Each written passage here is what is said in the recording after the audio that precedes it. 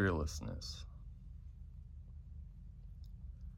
Most of humanity is living in fear.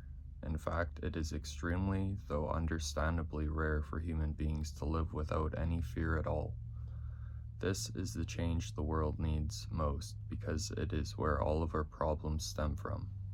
Fear must be uprooted, but this is no easy task. One could say this is the most difficult thing to do, but the only thing worth doing. We must relinquish our fear, remember the fearless nature of our true selves as souls, and invoke our souls into the grossest densities and dimensions of our human bodies. We may live our entire lives struggling for our basic needs and the luxury of comfort because society is manipulated by fear. We can see this on violent television, where many people gather to unintentionally worship fear and evil. This is indeed abusing the power of our attention, a sacred gift created by the one Creator itself.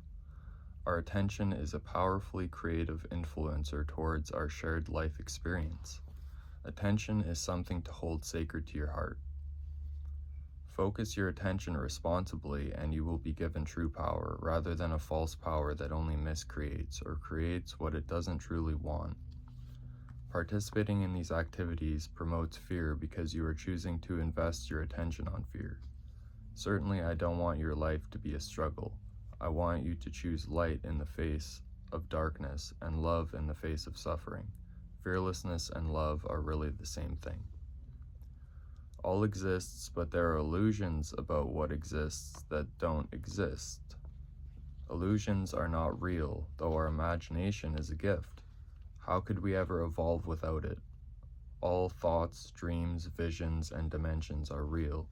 It is fear that makes the reality of how they are real impossible to perceive and thus impossible to experience directly.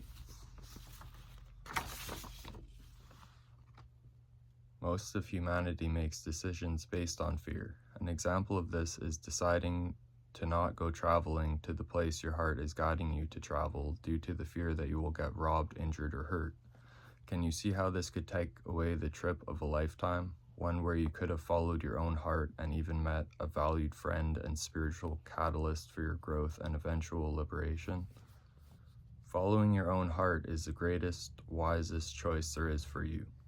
Following your own heart places you in an unalterable state of being. One thing you cannot alter about this state of being is the will to always respond to life. Responding to life may or may not include action. In other words, true love is inseparable from life.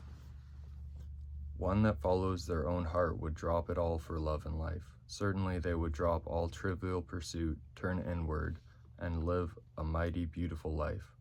Wouldn't you choose a path of righteousness, integrity, and justice?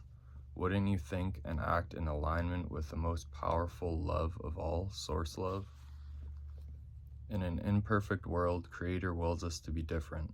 Creator wills us to have fun, forgive, be compassionate, and be wise. Our choice is powerful, and our decision to resist the will of love for a dull, limited life is also very powerful, though clearly a choice born of fear. The choice to follow your own heart is even more powerful. Love would never have life suffer. Love is not to blame. One of the worst fears for people on this planet is to simply be themselves. We are told by others to be a specific way or live a specific lifestyle. Too often are we possessed by their fear and decide to live out its plan. We are told to go to school even if we don't like it or the job it provides us with. We're conditioned by our society that money is more valuable than happiness, or somehow it is happiness.